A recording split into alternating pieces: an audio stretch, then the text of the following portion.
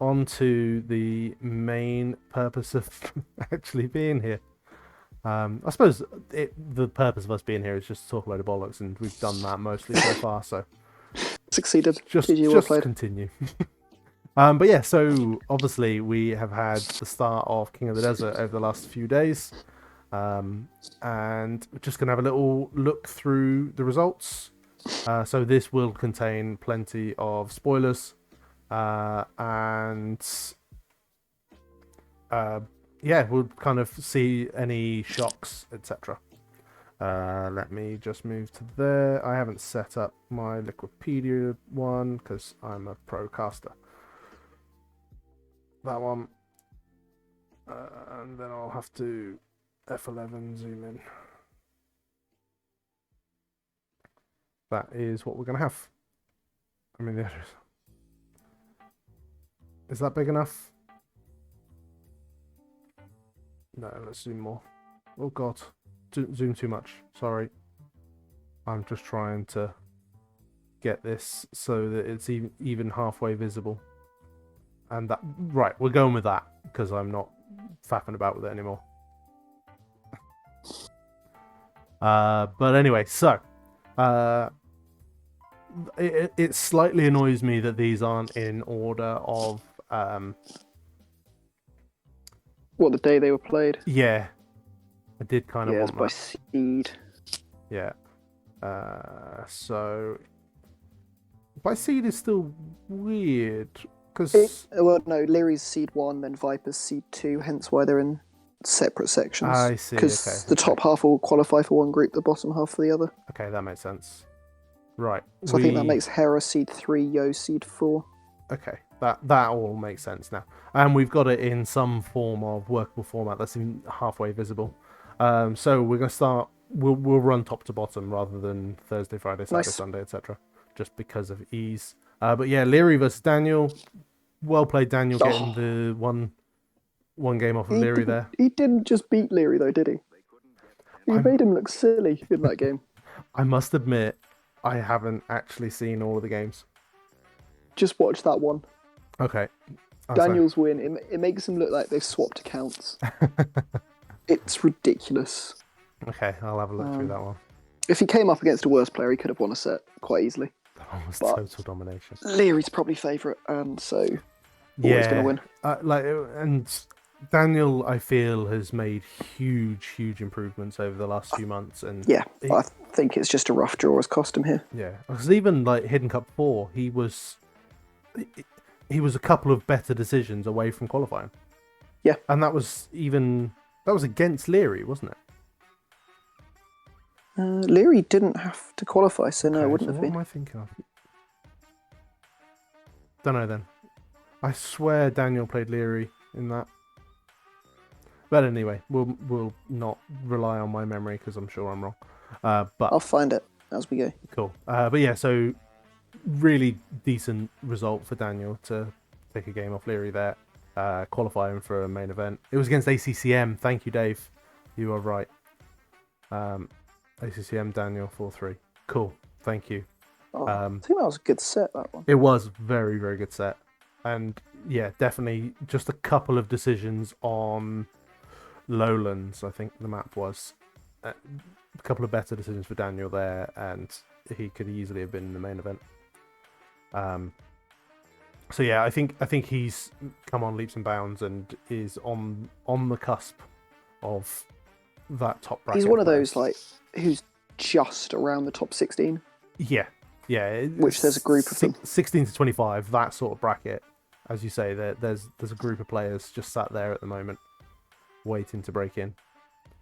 And one of the others I would put in that group is Biles, who did qualify for Hidden Cup 4. He did. But yeah, it's doubt. Yeah. It's doubt. What are you going to do? Yeah, no, I completely agree. 3-1 against Doubt. Again, decent It's performance from Biles. very respectable. It is. But again, he's another one where if you get an easier draw, he possibly could have made it. But against such a good player, I just don't think there's much chance. Yeah, Rusty saying Kaz, Vasito, etc. will jump right in if Vivi, etc. moves to AoE 4. Yeah, they're already in that group. Kazva, yeah, I'd put Kazva, Sito, Biles, Daniel, a few others I can't think of off the top of my head, all in that second group of players. And as you say, that there's a number of them that will be focusing mainly on AoE 4. I think Kazva will be one of those as well.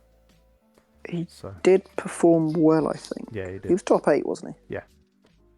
Yeah, makes sense then. But yeah, going on, Tato versus Bad Boy.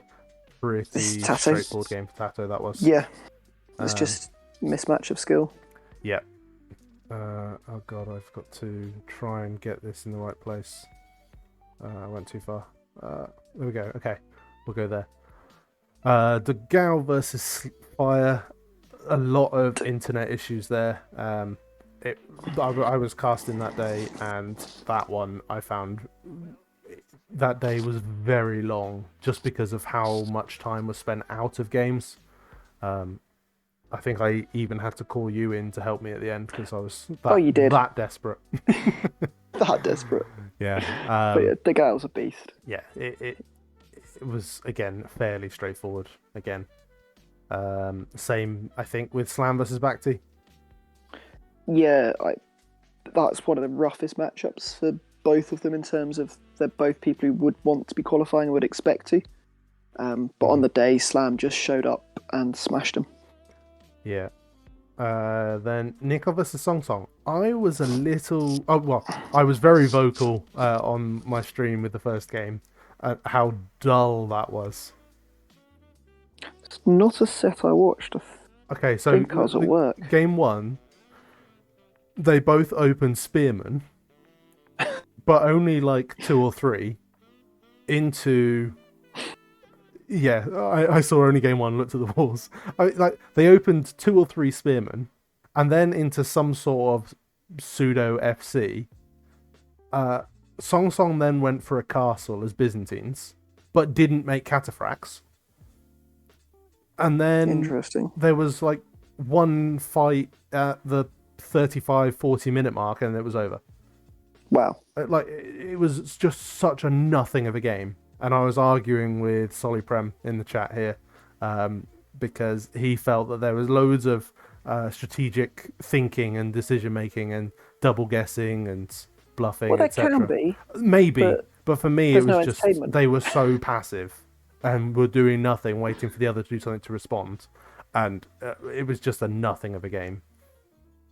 And then the second game was the complete opposite, and it was so much excitement and things happening. It started with laming and then sneak ranges, and it was messy, and I think that really favoured Song Song, and I was so disappointed that the rest of the set didn't see more messy play from Song Song, because I think against Nikov you've just got to mess with his head. Yeah, play standard versus Nikov wins.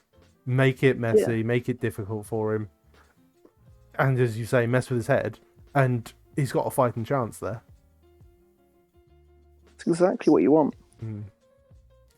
Especially if it's a much lower seed, you just take someone out of their comfort zone. Yeah. And I've seen Song Song do that, and actually I saw him versus Viper in Masters of Socotra, and he really took the game to him and was all over the laning. That was a close set, wasn't it? 3-2 to the Viper in the end. It was amazing. That is how Song Song should have played Arabia. Just be as disruptive as possible. Beat them with experience. And then Valesa versus Miguel. Miguel, really, really solid game 1, and then Valesa just settled in and powered through, I'd say. He's someone you'd expect to be, top 8 maybe? He got top 4 last time. Yeah. So he's going to qualify, so it's really solid to take a game off him. Yeah, definitely. But ultimately, it's as you'd expect, with Valesa winning the set. And then Yo Classic Pro, again, that is a substantial mismatch in level, I would say. Well, yeah. It's Yo. Yeah. What more do you want? No, exactly. That was nailed on as a 3-0, and that's what it ended up being. Hello, Baskets. Hello, LG. Viper, Say My Name. Impressive performance from Say My Name. or disappointing from Viper? What do you think? I think Say My Name should have knocked Viper out, and I Mhm. think Viper's got to count himself very lucky that he had a chance in the last game to go through. Yes. Um, And this isn't the first tournament where Viper's done that in the first round no, or I in early think rounds. he messed up his draft. I think he picked Britain's first, and Say My Name picked Mayans. Mhm. If you go into that last game with Viper as Mayans, I think he's really confident. Yeah. Viper played amazing game 5 despite the lame. He recovered really well. Yeah. Like, Viper should be winning that comfortably. Crazy agree with But humans TTC. I don't like humans on this map. It's too unreliable, and you can't place TCs anywhere. Then don't play for the second TC. Just play for the cheap stables or rangers. But then you've got civs that just do it far better with eco behind it, like Huns. Yeah. Viper said Say My Name surprised him with how good he was. Yeah, Not surprised. and actually Say My Name did what Song Song didn't. He made it messy. Like, so I've analysed a little bit about the strategies people played, and I think 2 of the games by Say My Name in that set were non-meta openings. So opening with spears and skirms rather than man-at-arms and whatever. The way Viper played the Cumans game was infuriating in my opinion. But yeah, like, again, the mismatch in level between those two. Say My Name went about it the right way. Tried to lame, tried to make it messy. It's one where you'd look at it and think Say My Name should be really happy with it, but I almost think he should be annoyed that he didn't win it. Because he had the best possible chance of doing so in game 5. Yeah.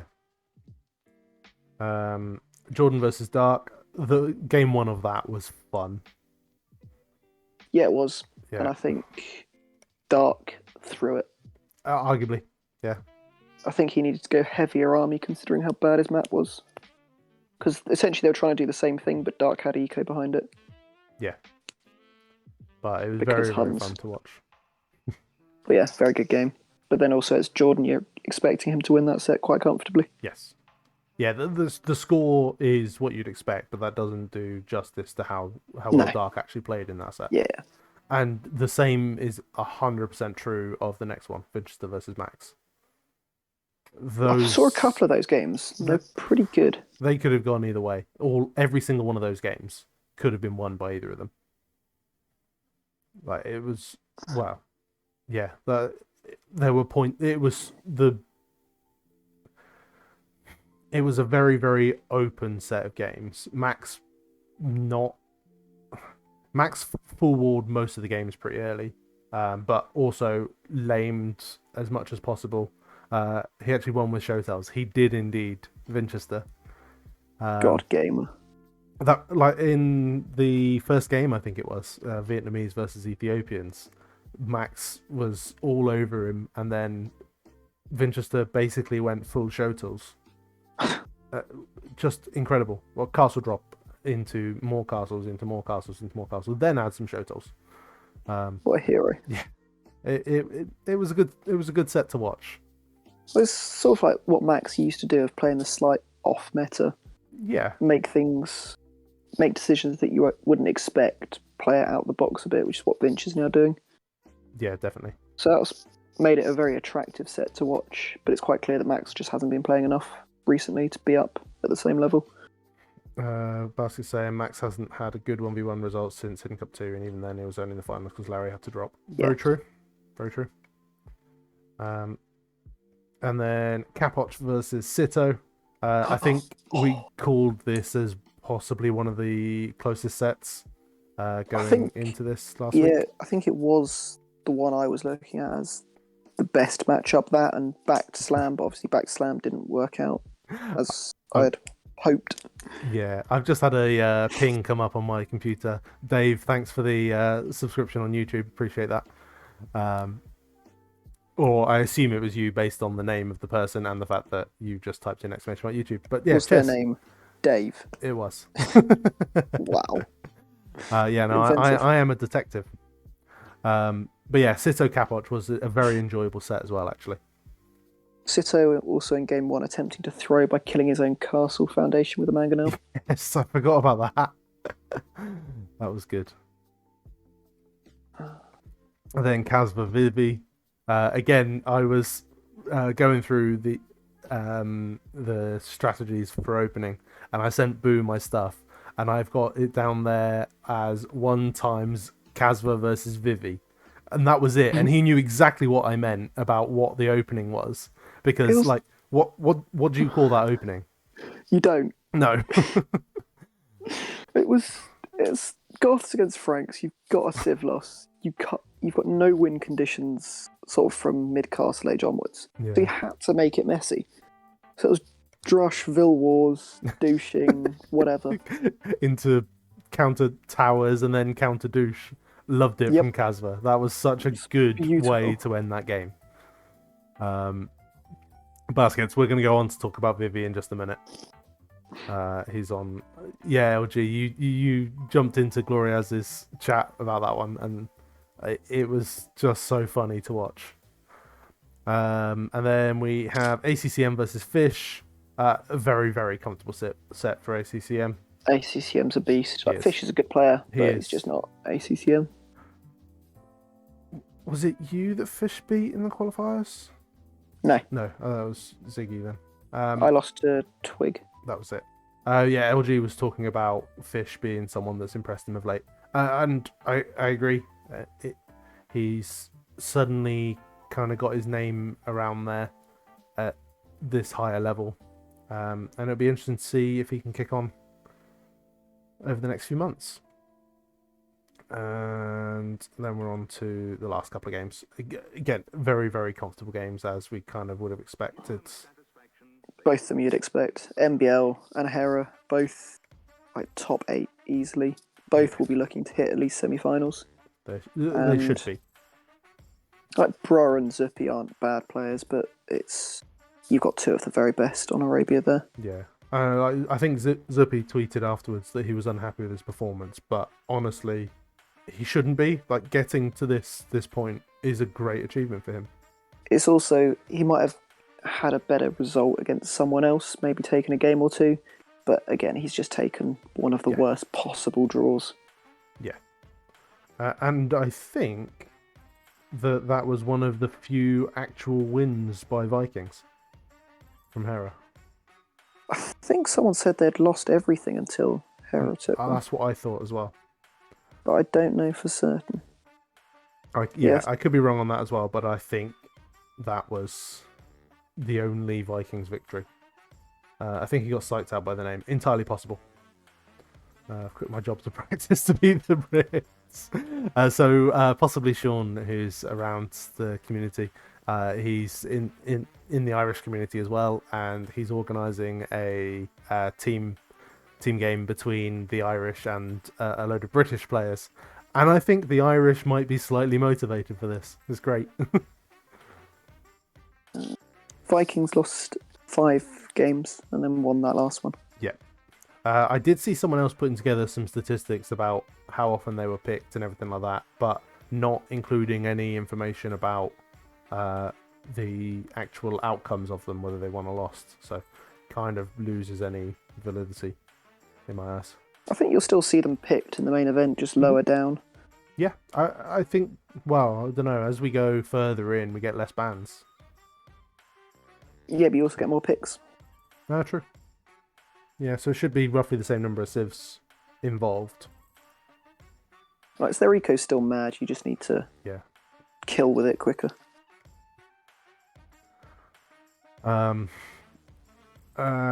So looking ahead to the group stage, I mean, there were no massive surprises in that, were there? No actual big upsets in terms of the set. Mm-hmm. Song's obviously the big one, taking the games off Viper. Yeah, the performance, not the result. No, not Song, say my name. Yeah. Can't do him a disservice. No. But yeah, so into Group A, we've got Doubt versus Nikov. I would expect Classic matchup. Doubt to win this. So Nikov's going to go 2-0 up. and then Doubt's going to win 3-2. I'm calling it now. Nice and early. Just because that's what happens when these two play. Seems fair. Yo versus Degao. Yo, I would think being too strong. Yo will win. It's a Probably question of 3-1 for me. I think so. It's can Degao push him to that 5th game? But yeah, I think Yo wins. That's it. Yeah. Valessa versus Tato. That I did see you could talking be a about this toss-up. earlier. That's one of the best games, I think. I think Valessa wins it. I think he should be favoured, but I don't know. By name, Tato should be favourite, but no, Valessa I think is better on recent Arabia. performances. Yeah, But all these sets it's are whether predicted. Tato can bring something slightly out of the box. Degao said he might bow out after this tourney. Yeah, he's on our list of things to talk about in a sec, so we'll come back to that, Smudgy. Leary versus Slam. I love Slam. I think Leary wins that 3-0. I think Leary wins it 3-0, and I don't think it's close. No, I think this is the matchups where Slam isn't as strong as he should be. Yeah, but it's also Leary. No, I get and that's what I mean. Like going up against one of the top 4 or 5 players is where Slam underperforms. It just fall apart. Yeah. Like he should be able to take a game off Leary on paper, but he's played against him in team games on the flank and outplayed him before. But 1v1, I think Leary's just got that mindset that's so much stronger. I would agree. Okay, and then Group B, which I have managed to roughly get on screen. Cool. We'll talk in a second a little bit about how the Swiss format works, because I know you, of all people, seem to understand it perfectly. As best as anyone I've heard, anyway. I think I understand it. Yeah. So we got Jordan versus ACCM. I think that should be a pretty close set. I think it should be. It depends how much Jordan's motivated and playing, because if he is, he should be favoured. He is the better player. But I think ACCM could take at least a game, possibly 2, and there is the chance of the set, but I think Jordan should take it. It goes 3-2, and I think the 3 for Jordan. Yeah. MBL versus Winchester. I think MBL should be too strong here. MBL will be too strong, and I think how Winchester likes to mess with other players is just not something that's going to work against MBL. Because he's better at it. He just loves it. Yeah. Yeah, so I'd say MBL even 3-0 there, sadly. I'd love to see Winchester go late, but I think... Well, obviously he's not out with the Swiss format. Take more than a game. Yeah, I don't think he'll even get one. MBL's just incredible. Especially on these settings, and as you say, where it gets messy. Yeah, best of 5. Viper versus Casva. I think you were saying earlier in one of the various Discords that Viper should be pretty comfortable with this. It'll be 3-0. I think he's going to learn his lesson, and he'll just be far too strong. I did see someone asking him in his Discord if he was going to stream any AOE 2 yesterday at like 5 o'clock sort of time, PM. And Viper said, no, I've been practicing all morning, so AOE 4 for the evening. So it seems he was like... playing with Tato, I think, this morning. Okay, so yeah, both days putting in some practice for some long hours to try and get ready for that. And then we have Hera versus Sito. I love how Sito's come through, but Hera will win the set. Should do. But I want to see Sito put up a good fight. Yeah, I think Sito, from what I've seen through the qualifiers and then through this first round, he is quite good at making it messy. He will look for opportunities to lame, and I think Hera is actually someone that could be disruptive against. He could, but I think it's too big a skill gap. and I don't yeah. think Sato's the most consistent player. But yeah, so the Swiss format. Right. How do we decide on the players for the next round? So obviously in each group you're going to have 2 winners, 2 losers. Mm-hmm. So, 4 winners, 4 losers. So you've got 2 potential different matchups in. So 4 players to make 2 matchups in the winners and the losers. I believe what they want to do is, of the 4, the highest seed should play the lowest seed. Yeah. And then second seed will play third. So that's just fine for winners matches and losers matches. For then the winners of the losers matches and the losers of the winners matches, you then get another group of 4. So that's where again they'll try and do 1v4, 2v3, unless that creates any repeat matchups. Okay. Then they'll swap it round to be 1v3 and 2v4. Unless by some chance that creates a repeat matchup, in which case you get 1v2 and 3v4. But the priority is no repeat matchups. Okay. Which I think is a good thing. Yep. Yeah, try and keep things different. Which I think has been a theme all the way through, like, their settings for this. Like, the Civ draft is all about trying to make it as different as possible, given that... I like the Civ draft. I do as well. That you get less and less bans as it goes on. So you should see similar Civ variety at all stages, and you're only going to be dominated by Mayans, Aztecs, Chinese in the very late stages. Before that, you can get rid of them. Yeah. Yeah, so hopefully we will see some interesting games. I think they've announced the schedule for Thursday, Friday, and then Saturday, Sundays will be dependent on matches and results, etc. I think it's Group A one day, Group B the next day, and then I don't know if they're doing Group A, Group B again, or if they're doing all the losers matches and all the winners matches on the same day. I don't know. Oh no, they're doing Group A, Group. Yeah, Group A's on one day, Group B's on the next day. Okay. I don't think I'll be able to cast too much of it this weekend. I'm seeing a few friends and family, so I will sadly not be around too much. I'll have to go find some noob streamer to watch then. A different noob streamer to watch. Let's get it right. Exactly. Cool. But yeah, so that is that done.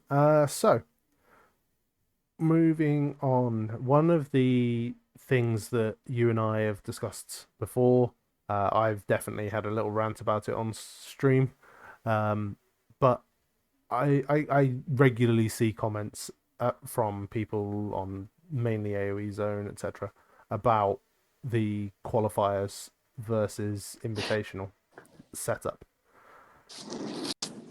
I think it's worth a discussion on.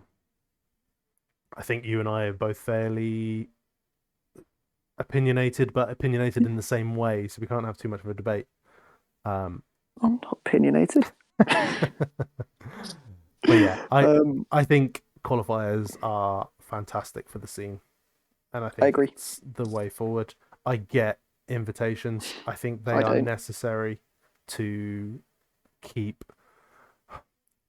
some level of interest. Like, if you have if you have qualifiers for every single spot, then you just have 16, 20, let's say, of the 32 that qualify, all without dropping a game all the way through. I think you can have qualifiers for every single slot. You just be sensible with it and invite players based on past performance to later rounds of qualifiers. So more like, so you don't have everyone start in one massive round of 500 players. Yeah. Because then you get so many pointless games and people are bored and have to take, and then you can only schedule them at weekends and whatever. I think you should have set a week, and then you invite people later and later, so it's not going to overlap with big tournaments for the better players because they'll only be in the last 2 rounds, maybe, of qualifiers, maybe even just 1 round. That's not a bad argument. I can understand that one. But then you could argue that that's effectively what they did with King of the Desert 4. Yeah, I think I wouldn't do it for. Maybe you would for 16 of them, but it gives everyone everyone has to qualify to get in, Mm-hmm. and you're not wasting people's time as much as possible. But anyone can still participate, and you're only going to be in rounds with probably similar skill level to you. You're not going to have like what I had was a 1500 in my first round, which he forfeited after 1 game, and then I played a 2K3 and got beaten. But actually beat in a fairly close game. I think I could have taken both of the games, but it's exposed mistakes, which is sort of why I did it. Yeah, just get 2K3, bro. Okay, I'll just pick mines and lame everyone to shit. Well, yeah, just win. But yeah, so I can see where you're coming from. I think actually I've got my issues with King of the Desert as a tournament, as a setup, but I think the Civ draft is something they've done really well, and the concept of open qualifiers I like. I like the concept. I don't like how they executed it, but I think it's. They said it was hard with the time schedule. I think they could have done a better job still, but I don't know what's going on behind the scenes. So yeah, I think I can't be too harsh when I don't know all the you details. normally can. I can be, but it's baseless. Yeah. But yeah, I think that's a fairly swift segment. I'd like to think that most people in the scene are of a similar mindset that qualifiers are good for the competitive scene as a whole. And I think that actually the only people that don't like it are those that would be in the 16 that would probably be invited if they expanded it to 32 invites. Probably, yeah. But then it's another competitive set to improve in. True. Yeah, and then there's an argument again about mindset and how things are viewed and entitlement and all sorts that I think is a slightly larger step into the controversy than I was aiming for today. That's why I think you hit the balance of invite people to various rounds of the qualifiers. I like that as a concept. I think you could have, let's say, a 1500. Sorry, open sign up. So 0 to 1500 as the first round. Then I they think go you on go to play. higher. I was gonna say then do like a 1500 to 2K as their next Mm. opponent and so on, and like stepping it up that way. Because Pretty much. like in reality, so I'm 1400, you're 2K, let's say. I should never take a game off you in a competitive setting. Something would have to go quite wrong for it to happen. Like you crash. That's about it. Classic tournament software often struggles with inserting players at specific rounds. Yes, Grandy, you make a very valid point. But I actually ran a tournament recently with the tournament website. I say recently, it was kind of 6 months plus ago, where I did exactly that.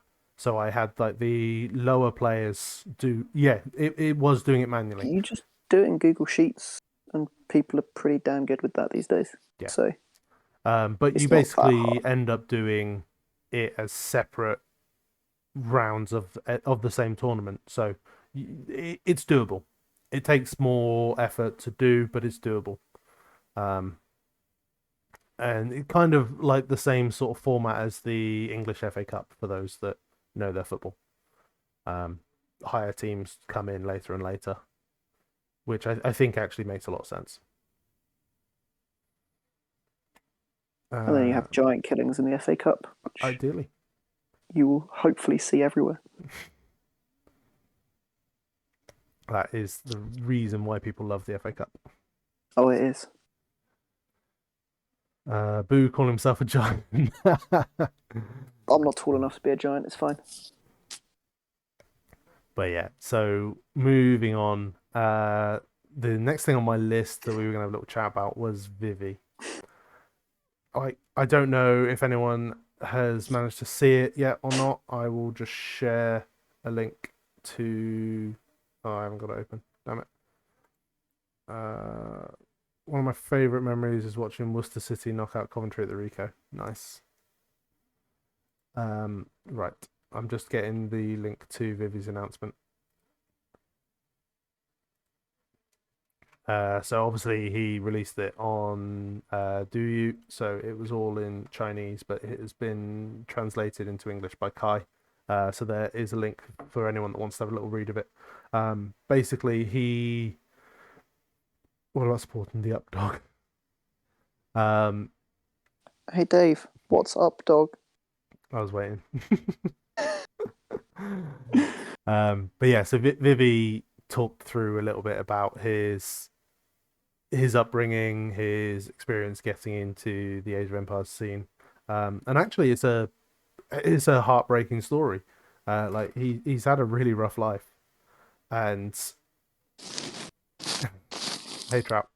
Um, so it's sorry, I'm trying to talk about a serious topic, and I've got Uma Truta inviting me to Peppa Pig World.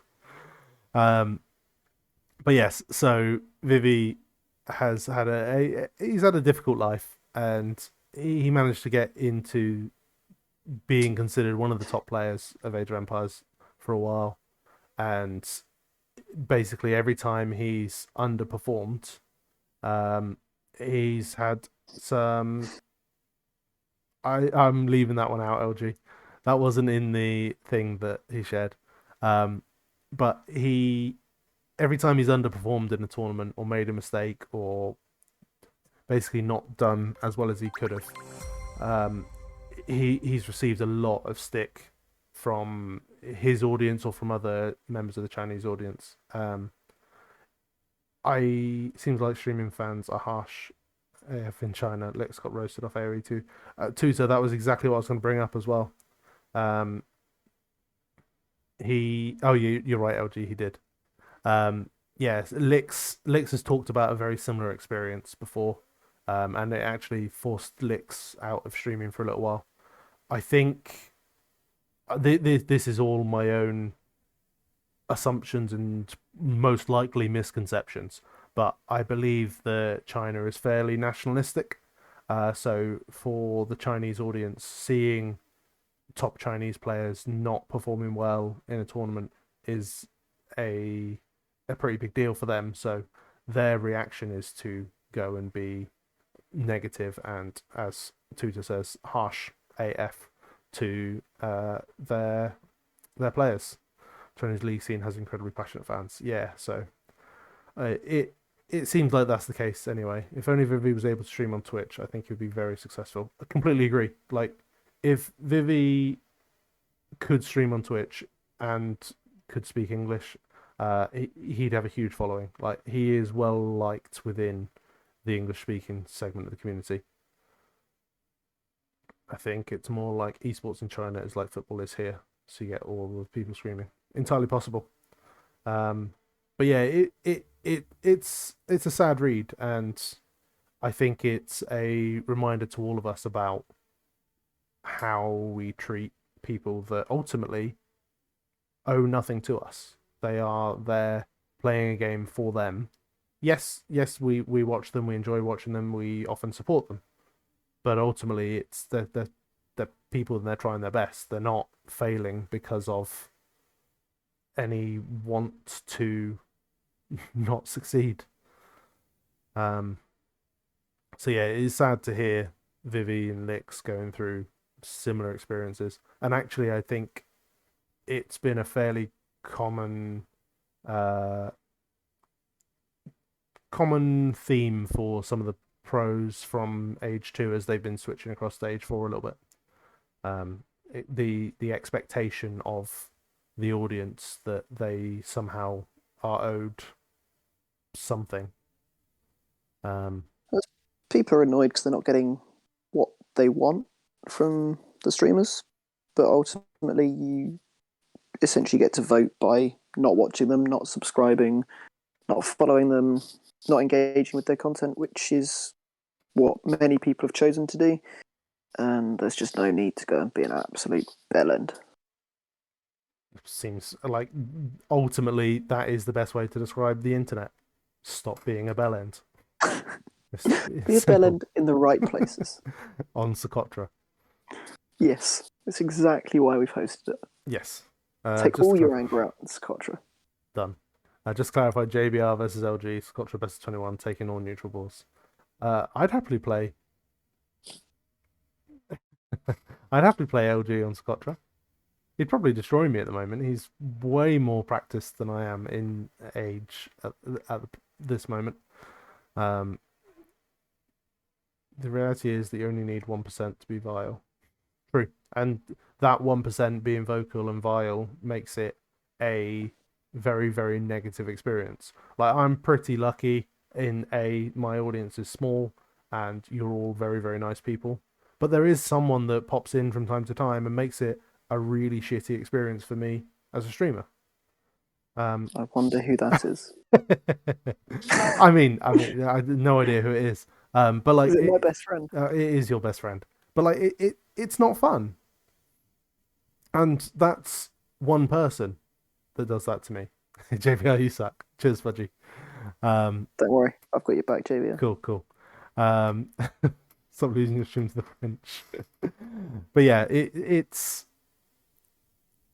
for me. I can't even imagine the level that Vivi, Lix, etc., and even Hera, Viper are going through now with the switch to Age 4, and Viper and T90 with their switch to Facebook.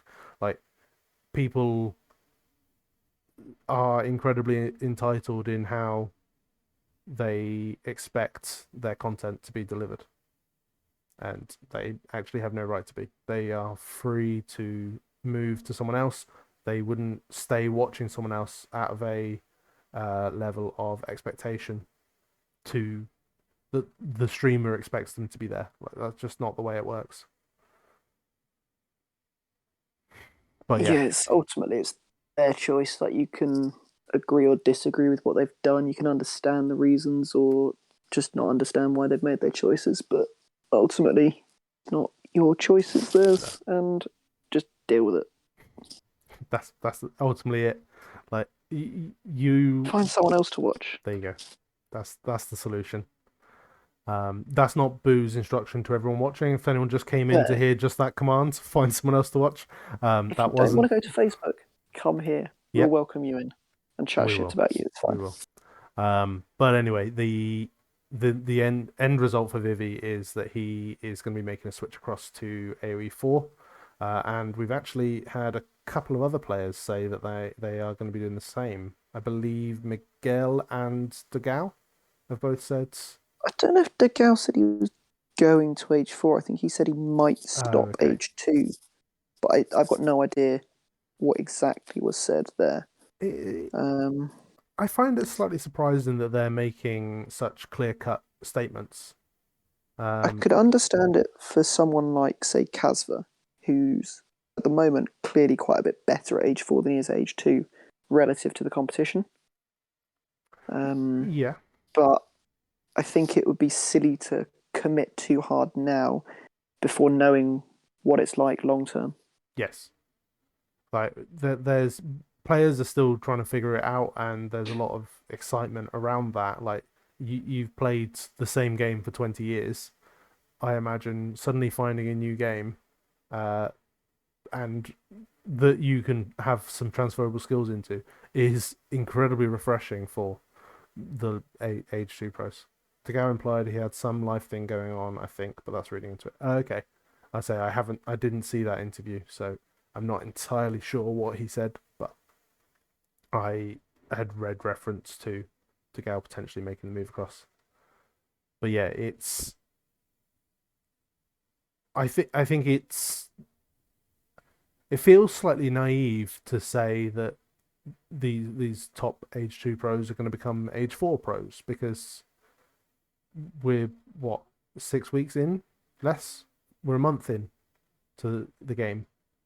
Like, is there going to be a ever evolving meta? Because that's what age 2 still has. um because I think that's something that they will need to keep it fresh, particularly with only 8 civs in the game. Um, they all seem to have had very, very positive experiences of playing it, um, which is definitely a plus. So it could have some longevity to it, but it'll be interesting to see like the viewer numbers over the next month to 3 months. I think on that, the very sensible thing to do is to keep a foot in it, keep playing it a bit, see what it's like, see how it develops, but don't abandon what is your staple for Yeah, now, yeah, and just see how things go. Like, enjoy it, play it as a fun game on the side. Um, Take it seriously when tournaments come around if you want to, but just don't throw everything behind a new game before you know what's actually going to happen with it. it seems a sensible approach to me. Can confirm. I don't even know when that was last said. What can I confirm? I don't need motivation to clap noobs. I don't remember when you typed that. Oh, I never need a motivation. Oh, that was in regards to Ireland Oh, versus okay, GB. okay. I Um, suggested me and LG should take part on each time. nice. 30 minutes ago, Rusty reading back through the chat. Love Keeping it. it relevant. But yeah, so moving on, we have just started nearly looking for AoE2 tourney hosts. Rusty, I did have someone message that to me, and I did see it on Twitter as well. I wish I knew about that before I started Plebs of Socotra. I'd have tried to get a little bit more backing behind it. We ended up with a €100 prize pool, and it was enough to entice in. What did we establish? 7 players above 2K, or 9, I No, suppose. 9. 9. Maybe Um, even 10 because Reddy 10 joined late, ready didn't ready filled a gap. So yeah, we've got 10 players above 2K signing up for it. And I watched the very first game of it last night, and it was as glorious as I hoped. he? Uh, Lame the shit out of people and see what yes, happens. yes, that is exactly what happened. Someone got so focused on laming their opponent, they didn't take their own elephant until mid feudal age. They forgot, I believe. And their opponent didn't lame it. What the Nope. hell? No, it other than attempts to lame one player's elephant, it was a very, very passive game until a, I don't know, 14-minute, 15-minute man at arms.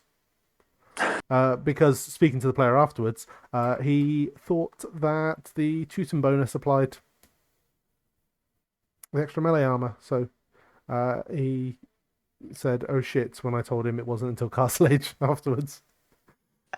Um, Wow. but it was still a very, very fun set to watch. And there's another set going on now, which I'll probably try and cast from Rex when we finish up shortly.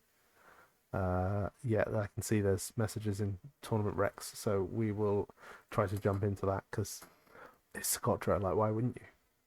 But LG alluded to this earlier, that he and I had a little chat about top civs for Socotra, and I just thought it would be nice to have a little chat about the civ options, what the general strategy should be for the map, um, and yeah, just general thoughts about it.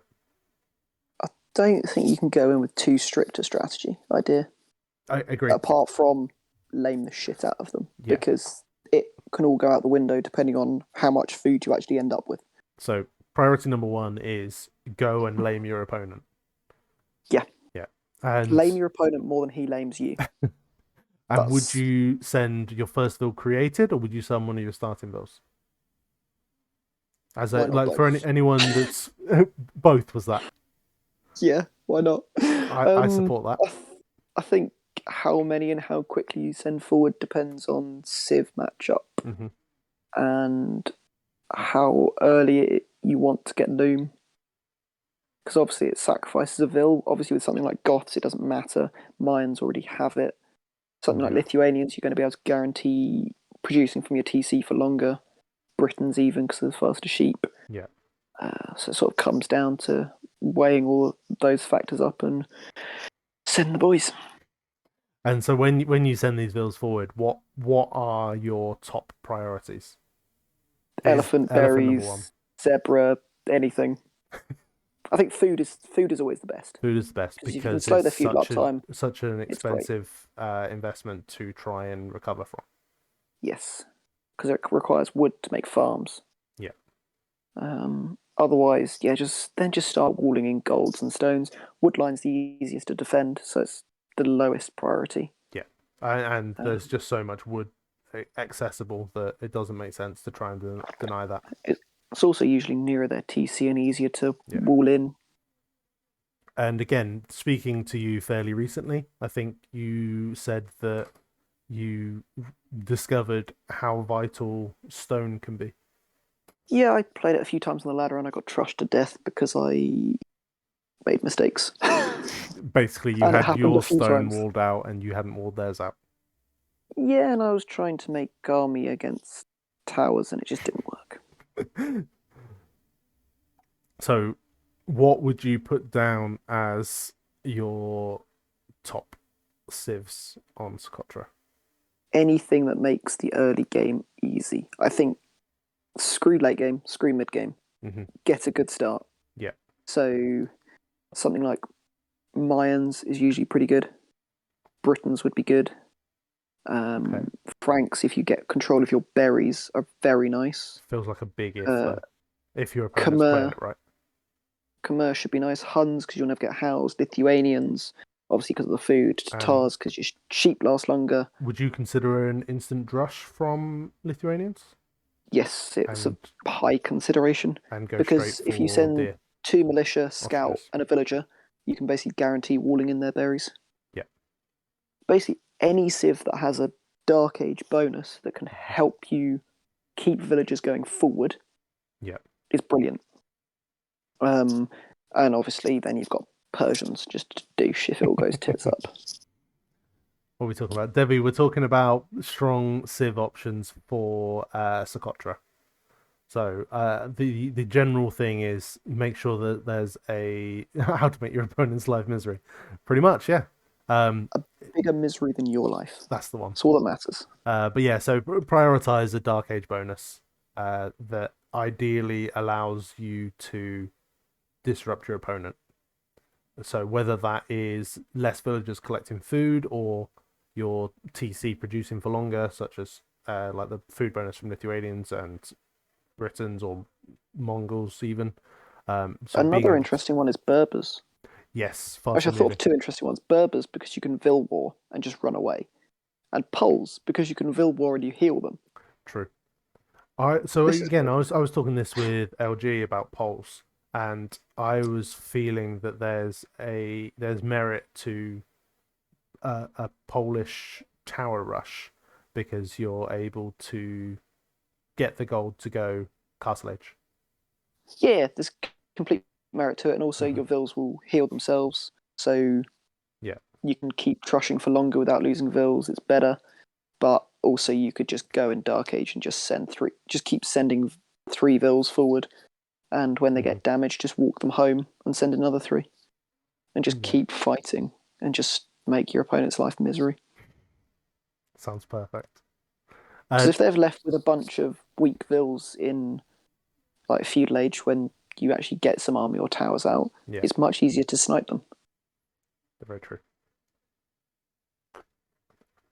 Daisy, I'm planning to cast your Socotra set in a second. I was considering doing it the other way around, but it was dependent on Boo, and we decided to do it this way. Devi found some interesting builds for Socotra. Interesting. Are I want to they? know what a build is. Yeah. Mine ends at when I send Vils forward. So when you say the first villager out from the TC I'd and one of say your the smart one goes first forward. 30 seconds I think I've got down. Yeah. Build a house, take sheep. Build a house, put a sheep under your TC, send a scout and a Vil forward, get loom. Yeah. Done. Daisy, I look forward to it. But yeah, Devi, feel free to share your Socotra builds. I would be very interested having a look at them, as Boo says. But more just to have a little think about the sieves, etc. Should you just take your boar ASAP? Yes. Yeah, as soon Um, as you find it. yes.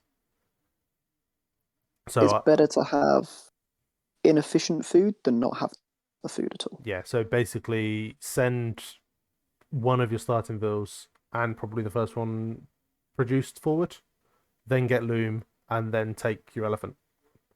Is kind of pretty good in my eyes. You'd rather have it and have it inefficiently than your opponent have it. And it's like you never sheep scout.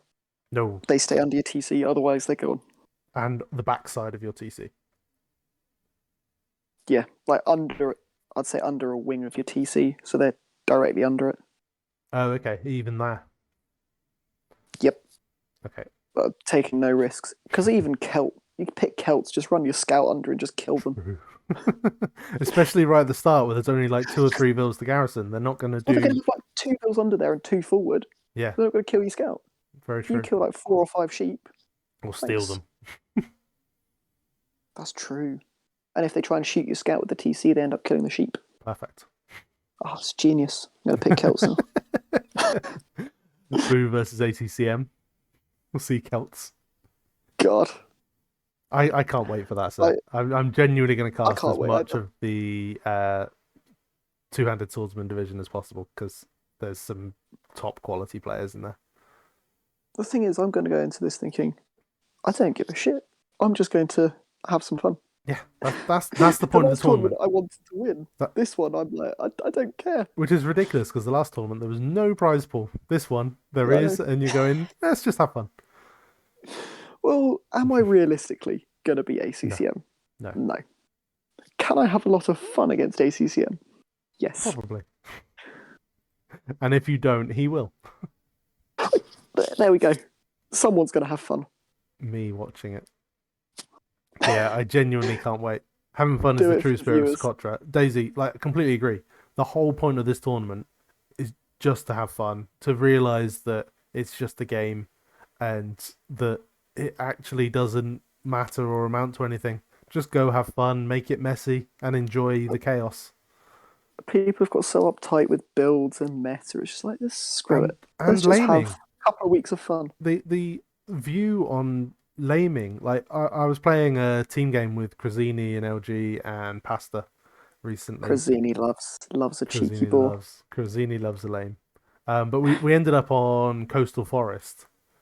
And so Crazini and LG Crazini and Pasta and LG went and lamed their like flank and the next one in. And then Pasta was randomed Persian, so went and douched. And Crazini was Cumans, so sent his bills forward to drop the second TC. And we got so much abuse from them in the chat. We're like, it's a game. Even worse, that was in quick play. It wasn't. There weren't fair. Even fake internet points on offer. Like it was just. It's a game. Recognize this. Enjoy it. Enjoy life. Enjoy the chaos. But yeah, I think we've run through the list. Delightful. I know. But we will open the floor up to any questions. Like, I mean, we've been having a few as we go anyway. But anything. Let me open the chat so I can answer them as well. Okay. I've got quite good at reading stuff out from chat as it goes. I did miss a follow earlier from Xenosaurus. I apologize for that. I was mid flow talking about Vivi, and I'd already been interrupted by a couple of mocking comments, so I was trying to focus on the serious topic because I do genuinely feel bad for Vivi and his experiences. He's had a shit time at times. Yeah. Some of it was his fault, some of it really wasn't, and yeah, it's just not fun. Yeah. Hope he's learnt from it and come out the other side better for it. Completely agree.